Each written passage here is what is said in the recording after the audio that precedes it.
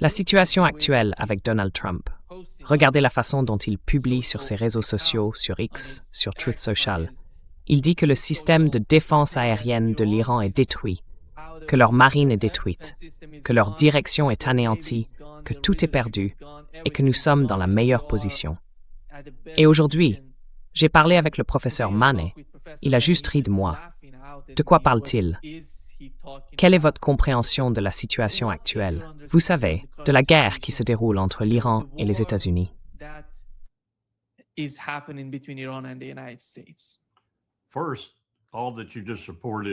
D'abord, tout ce que vous venez de rapporter est un mensonge. Je n'ai aucun doute qu'il s'agit de mensonges. Je ne sais pas si Trump les invente de toutes pièces ou s'il les reçoit de certaines personnes de son cabinet ou de son cercle personnel de conseillers. Je ne serais pas surpris par la seconde hypothèse, mais je ne serais pas non plus surpris par la première, qu'il invente une partie de tout cela de toutes pièces. En réalité, la situation ne pourrait pas être plus opposée.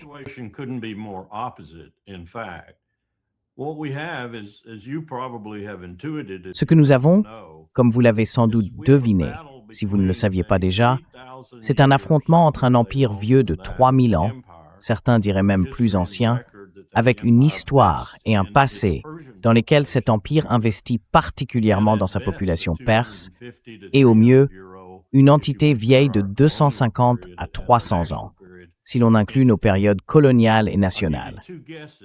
Je vous laisse deviner qui, des deux, survivra à l'autre dans ce genre de lutte. C'est la première considération du concept de guerre selon Clausewitz. Il faut comprendre la nature de la guerre dans laquelle on s'engage, puis prêter une attention particulière à la manière dont cette nature influence tout ce que l'on prévoit de faire dans ce contexte. Cela n'a pas été fait.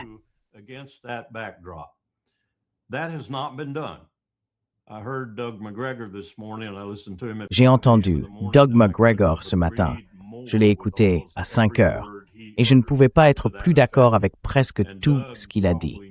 Doug connaît probablement mieux que moi les implications militaires, puisqu'il a servi plus récemment.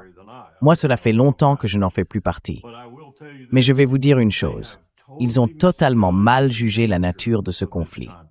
Et ils l'ont en partie fait parce que Bibi Netanyahou les a entraînés sur une fausse piste dans son interprétation de cette nature. Soit il l'a lui-même grossièrement mal interprété, ce dont je doute, soit il n'a tout simplement pas compris la position de l'Empire, si l'on peut dire, par rapport à cette nature.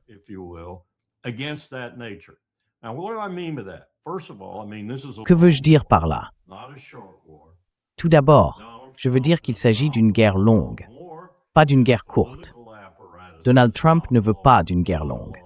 Son appareil politique ne veut pas d'une guerre longue. Il a d'autres projets, comme les élections de mi-mandat, comme tout ce qu'il comptait faire sur le plan intérieur pour modifier l'impact de ces élections, qui pour l'instant tournent vraiment au désavantage pour lui. Il a d'autres préoccupations. Il ne veut pas que cette guerre se prolonge. Il veut qu'elle détourne l'attention d'Epstein.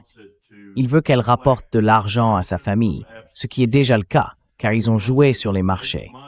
Ils savaient quand nous allions attaquer.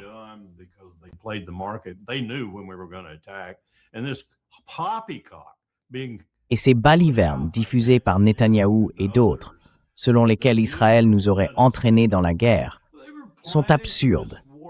Ils préparaient cette guerre dès le mois de décembre. Ils planifiaient de manière avisée et détaillée les TPFDD et tout le reste, les données de déploiement des forces par phase temporelle que les ordinateurs utilisent pour déployer des forces majeures à travers le monde. Ils faisaient cela en décembre. Donc, cela fait un certain temps que tout est planifié. Le scénario s'est développé un peu différemment, je pense, de ce qu'ils prévoyaient, mais pas beaucoup. Et encore une fois, ils avaient planifié la tromperie. Ils avaient prévu d'être en pleine négociation lorsqu'ils déclencheraient la guerre. Ce n'est pas la guerre qu'ils pensaient mener.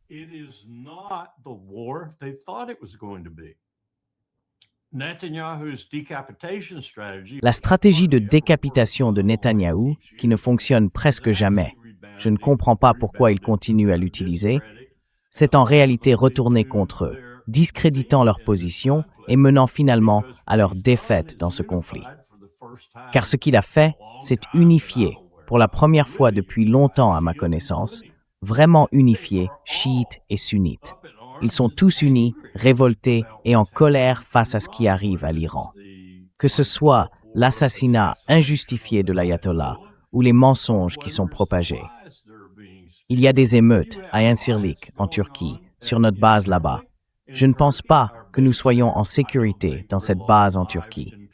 Et des gens se soulèvent partout dans le monde et disent des choses qu'ils n'auraient jamais dites auparavant.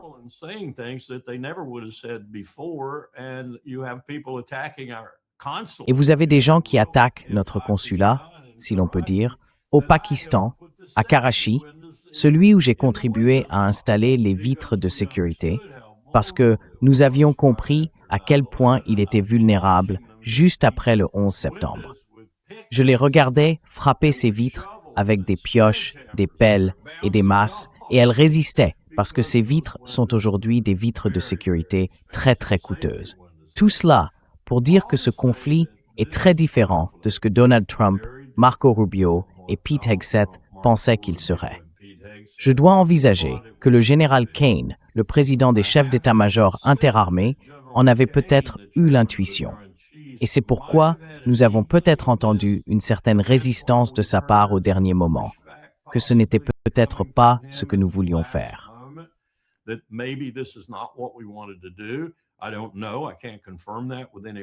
Je ne sais pas. Je ne peux pas le confirmer auprès d'aucun de mes contacts militaires, mais s'il l'a fait, c'était un homme intelligent. C'est le premier point. Ce conflit est long, très long. Il ne va pas se terminer de sitôt. Le deuxième point, c'est que l'Iran a fait quelque chose que je trouvais, d'un point de vue militaire, un peu imprudent, jusqu'à ce que je réalise qu'ils opéraient à un niveau stratégique plus élevé que le mien. Et leur approche stratégique est plutôt solide, je pense. Ils s'en prennent à des acteurs de la région, des gens qui, pourrait-on dire, étaient neutres dans cette affaire, attendant de voir comment les choses évolueraient, voire favorables à l'Iran. Le Qatar est en question, avec la base d'Al-Udeid, la plus grande base aérienne américaine de la région.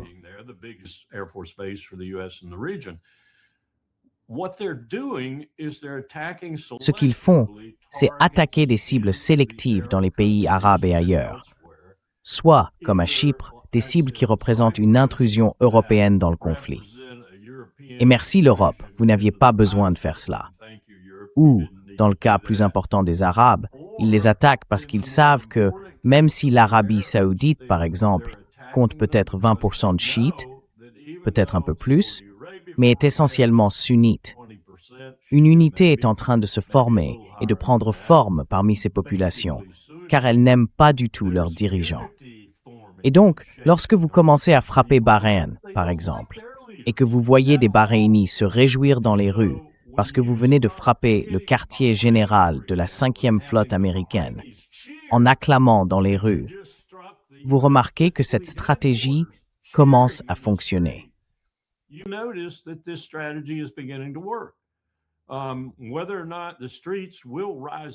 Que les rues se soulèvent ou non dans le monde arabe ou ailleurs dans la région pour renverser réellement leurs dirigeants autocratiques est une autre question.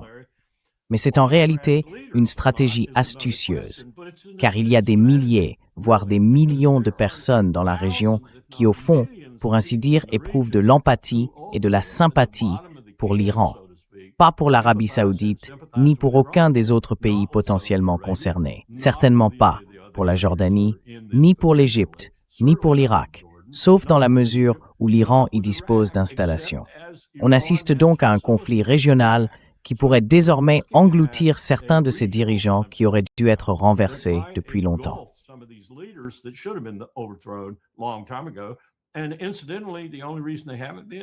Et soit dit en passant, la seule raison pour laquelle ils n'ont pas été renversés, c'est à cause de leur soutien des États-Unis.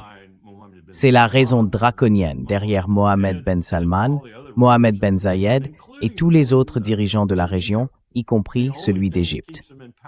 La seule chose qui les maintient au pouvoir, c'est l'argent que nous continuons à leur envoyer ou les armes que nous continuons à leur fournir, ou les deux. Voilà donc le deuxième élément. Le troisième élément, c'est que je ne pense pas que quiconque dans la région, en Europe, je ne pense pas que quiconque dans le monde, sauf peut-être à Moscou et peut-être à Pékin, comprenne ce que cela signifie d'avoir la première puissance économique mondiale alliée à la première base militaire et industrielle endurcie du monde, la Russie, alliée à l'Iran dans une alliance trilatérale.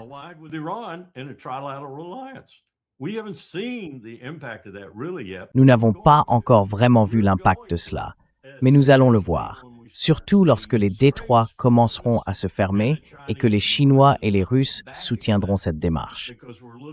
Parce que nous parlons du Bab el-Mandeb et que la mer Rouge transporte environ 60 à 70% du commerce mondial. Ce n'est pas uniquement du pétrole et du gaz. En fait, c'est un pourcentage plus faible que celui qui passe par le détroit d'Ormuz. C'est tout. Pratiquement tout.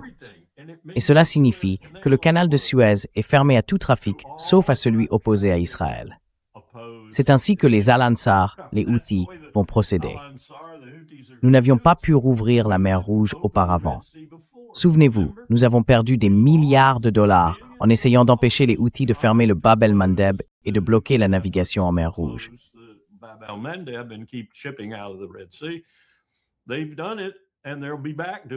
Ils l'ont déjà fait et ils recommenceront.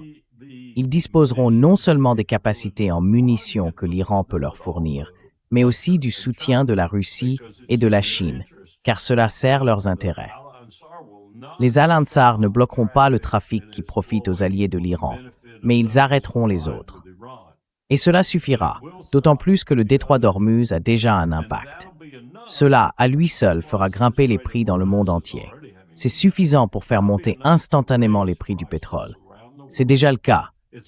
Le West Texas Intermediate et le Brent Crude sont déjà en hausse. J'ai joué à ce jeu en 2009 à Pékin, à l'époque où nous étions en bons termes. Les Japonais, les Chinois, tout le monde était là.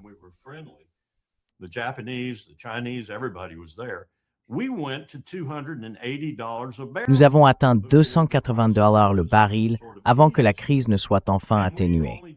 Et nous n'avions perturbé que 2 grandes installations de production dans le monde, l'une dépendant du détroit de Malacca et l'autre du détroit d'Ormuz. À cette époque, il s'agissait de Ras Tanura, en Arabie saoudite.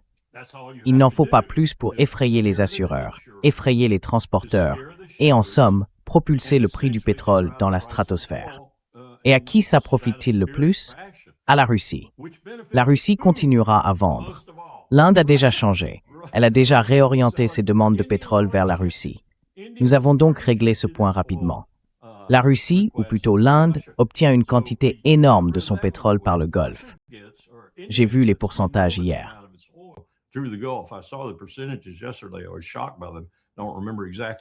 J'ai été choqué par cela. Je ne me souviens pas du chiffre exact, mais il est bien plus élevé que celui de la Chine. La Chine est autour de 20%. L'Inde en reçoit beaucoup plus, et on peut comprendre pourquoi. C'est une route très courte depuis là-bas jusqu'à l'Inde. Et l'Inde va aussi se retrouver impliquée avant la fin, car c'est extrêmement important pour elle, et son économie sera pratiquement anéantie si le prix du pétrole dépasse $100, voire $150 ou plus par baril. Tout cela pour dire qu'il s'agit d'un conflit régional qui menace de devenir mondial. Et nous ne le comprenons pas. Pour revenir à Clausewitz, nous ne comprenons pas ce que nous avons déclenché.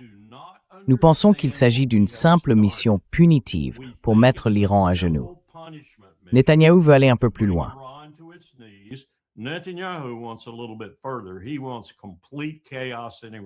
Il veut un chaos total en Iran, ou un régime fantoche. Je pense qu'il veut le chaos total parce qu'il se dit que c'est mieux que d'avoir qui que ce soit là-bas, que ce soit un membre de la famille Pavlovi ou autre. Il veut le chaos total, exactement comme il l'a eu en Syrie au début. C'est ça le vrai problème en ce moment. Nous ne comprenons pas dans quoi nous sommes impliqués. Et ensuite, parlons d'autre chose. Parlons des munitions. L'Iran a été extrêmement intelligent. Ils ont tout appris et ils avaient intérêt à apprendre. Ils ont beaucoup d'expérience avec cette diplomatie trompeuse, les attaques en plein milieu et ainsi de suite. Donc ce qu'ils ont fait correspond exactement à ce que disait Doug McGregor et à ce que j'ai dit moi aussi. C'est-à-dire qu'ils ont lancé leurs drones et autres engins les moins coûteux, mais mortels s'ils passent, contre Israël et d'autres cibles.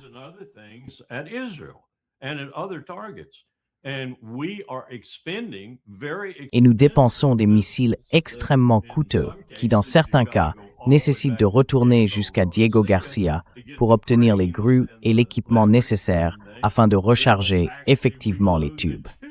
Cela représente donc quelques jours de transit et peut-être une journée à quai pour charger les nouveaux. Et il n'y en a pas beaucoup. On peut faire 2 de ces trajets. Et c'est tout, nous n'en avons plus. Ainsi, les Iraniens poussent les Israéliens en particulier, mais aussi nous, à tirer tous ces missiles sophistiqués qui coûtent 5 ou 6 fois plus cher que ce qu'ils abattent parmi les cibles iraniennes. Une fois que c'est fait, et d'ailleurs, certains passent quand même, j'en ai vu un frapper Tel Aviv ce matin.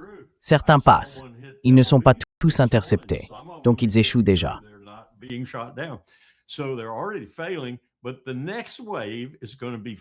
Mais la prochaine vague sera bien plus sophistiquée, et celle d'après encore davantage, probablement des missiles hypersoniques Mach 3, Mach 4, les plus avancés de tous. Et Israël va disparaître sous un linceul de feu et de fumée. C'est la réalité. Les Iraniens vont simplement continuer à avancer. Continuer, encore et encore. Nous allons continuer à essayer de détruire ces sites de lancement de missiles balistiques et nous allons découvrir qu'il y en a tout simplement trop. Ils sont trop bien dissimulés sous terre et ils n'ont qu'à surgir un instant pour tirer. Nous allons constater la même chose que nous aurions constaté avec la Corée du Nord en ce qui concerne leur artillerie de canons déployée au nord de Séoul. Dans ce cas, 30 000 obus auraient été tirés et seraient tombés sur la grande région métropolitaine de Séoul en environ 10 heures.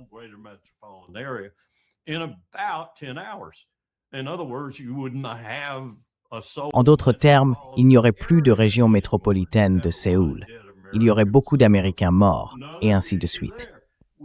Un autre problème là-bas, nous n'avions rien planifié. Nima, après le 11 septembre, j'étais chargé d'examiner certaines ambassades et consulats pour les néos, les opérations d'évacuation de non-combattants. Nous avons passé en revue les formulaires F-67.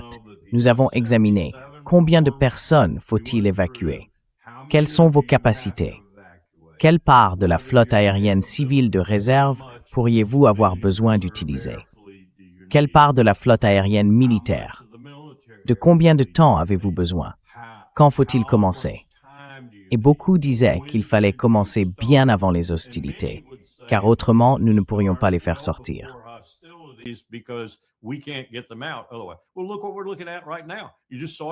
Eh bien, regardez ce que nous voyons en ce moment. Vous l'avez vu ce matin. Les ambassades de la région ont déclaré qu'elles ne pouvaient pas évacuer leur personnel. Elles ne le peuvent tout simplement pas. Elles n'ont ni la méthode, ni les moyens, et ainsi de suite. Donc on voit beaucoup d'Américains et d'autres personnes piégées dans la région en ce moment. Et l'Iran s'en moque complètement. Ils vont les tuer aussi. Et c'était une grande faute de l'administration parce qu'elle n'a pas commencé à évacuer les gens. Elle ne pensait pas que ce serait une guerre longue et elle ne croyait pas que les Iraniens persisteraient. J'ai des nouvelles pour eux. Encore une fois, c'est la nature du conflit. Nous faisons face à un ancien empire bien enraciné.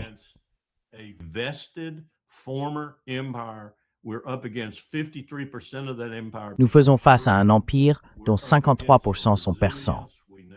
Nous affrontons une résilience que nous n'avions jamais imaginée. Netanyahou ne l'avait jamais imaginée non plus. Il pensait qu'elle disparaîtrait. Et nous allons souffrir. Et nous allons souffrir durement. La question que je me pose en ce moment, une question opérationnelle, non stratégique, mais néanmoins importante, est de savoir combien de temps nous tiendrons. Parce que les Iraniens ne vont pas s'arrêter quand nous dirons mea culpa, quand nous dirons que nous voulons discuter en coulisses. Bien sûr, nous ne le dirons jamais ouvertement et à voix haute. Ils vont répondre « Désolé, mon vieux, nous faisons la guerre » et ils seront parfaitement satisfaits de continuer ainsi. Voilà le dilemme dans lequel nous nous trouvons. That's the dilemma we're in. Yeah. Larry, today we've learned that the second American THAAD anti-missile Larry, defense system aujourd'hui, was hit nous by avons a appris que le precision deuxième système américain de défense antimissile THAAD a été touché par un missile de précision. C'est le deuxième THAAD à être détruit en Asie de l'Ouest. Hier, c'était un radar THAAD sur la base d'Al Ruiz aux Émirats arabes unis, si je ne me trompe pas. D'un autre côté, nous avons appris que l'administration Trump essaie de transférer le système THAAD de la Corée du Sud vers la région. Il semble qu'il manque non seulement d'intercepteurs, mais aussi de systèmes de défense aérienne eux-mêmes. Comment vois-tu cela, Larry? Ces attaques contre les bases aériennes au Moyen-Orient, dans les États arabes du Golfe Persique, ont beaucoup à voir avec le réseau de défense aérienne d'Israël. Ce sont les yeux du système de défense aérienne israélien qui ont été neutralisés. Comment vois-tu la situation globale, compte tenu des systèmes de défense aérienne?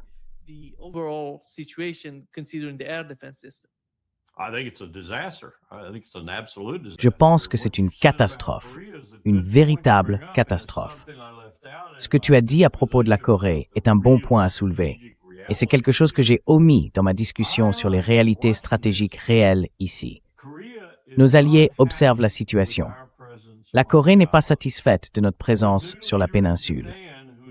La nouvelle dirigeante du Japon, probablement la meilleure que j'ai vue au sein du PLD depuis la Seconde Guerre mondiale, une femme, comme on pouvait s'y attendre, examine de près l'accord de sécurité.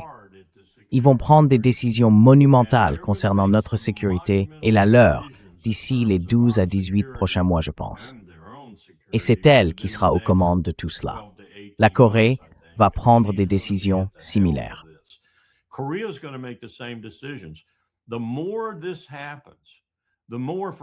Plus cela se produit, plus, par exemple, nous vidons la Corée du Sud de sa véritable capacité à se défendre, de ses ressources, et leur montrons à quel point nous nous soucions peu de la péninsule, plus ils seront enclins à nous expulser. Je ne nous donne pas plus de 24 mois avant que les Coréens ne disent quelque chose de vraiment ferme et négatif sur notre présence là-bas. Je ressens la même chose à propos de la relation de sécurité avec le Japon. C'est une autre conséquence de ce conflit. Il va détériorer nos relations avec nos alliés, voire avec le monde entier, envers le premier État paria du monde après Israël.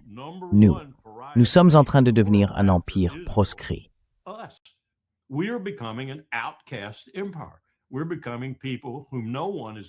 Nous sommes en train de devenir des gens avec qui personne ne veut faire affaire. Xi Jinping a déjà déclaré qu'il allait remplacer le dollar par le renminbi. Le pouvoir, comme je l'ai dit tant de fois et continuerai de le dire jusqu'à ma mort, se déplace vers l'Est. Et nous le combattons bec et ongle, d'une manière qui en réalité accélère ce déplacement. Le pouvoir nous quitte pour aller là-bas. Au lieu de l'accepter, d'essayer d'y faire face et d'utiliser les crises auxquelles nous sommes tous confrontés, comme les armes nucléaires et le changement climatique, pour construire plus ou moins une sorte d'alliance de puissance égale. Nous défions les réalités du monde, et nous le faisons d'une manière si ignorante, mal dirigée et dépourvue de stratégie que nous précipitons notre propre chute. Et cette guerre en est un exemple parfait, emblématique.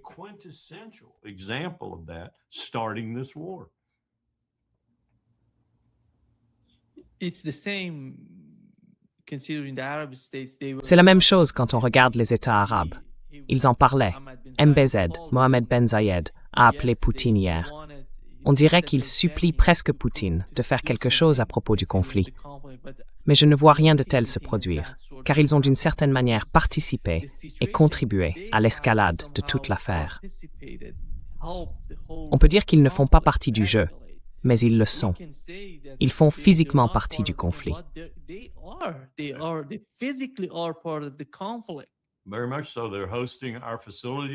Tout à fait. Ils hébergent nos installations à partir desquelles nous menons nos attaques. Vous savez, ils accueillent nos avions, ils accueillent nos navires. On ne peut pas s'en défaire. Revenez à la discussion que nous avons eue au commandement du Pacifique il y a de nombreuses années, lorsque nous étions la force de soutien.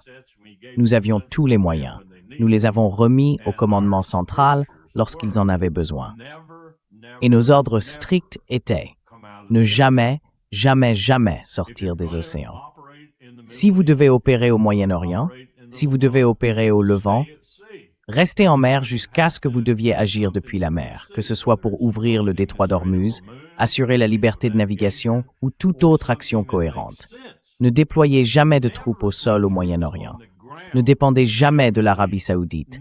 Ne dépendez jamais du Qatar. Ne dépendez jamais d'aucun de ces pays où les États-Unis ont de véritables intérêts, installations, personnel, munitions ou quoi que ce soit d'autre, sur le sol du Moyen-Orient.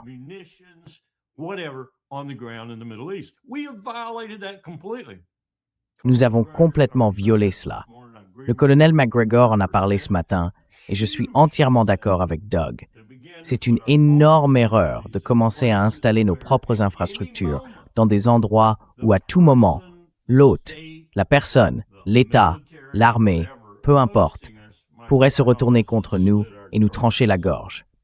C'est exactement ce à quoi nous faisons face en ce moment, avec les Perses en tête. Et c'est ce que je voulais dire. Je pense que leur stratégie envers ces pays est intelligente. Ils n'essaient pas de tuer les gens, ils essaient de détruire les biens qui nous appartiennent, ainsi qu'à ceux qui approuvent cela. C'est ce qu'ils essayent de faire.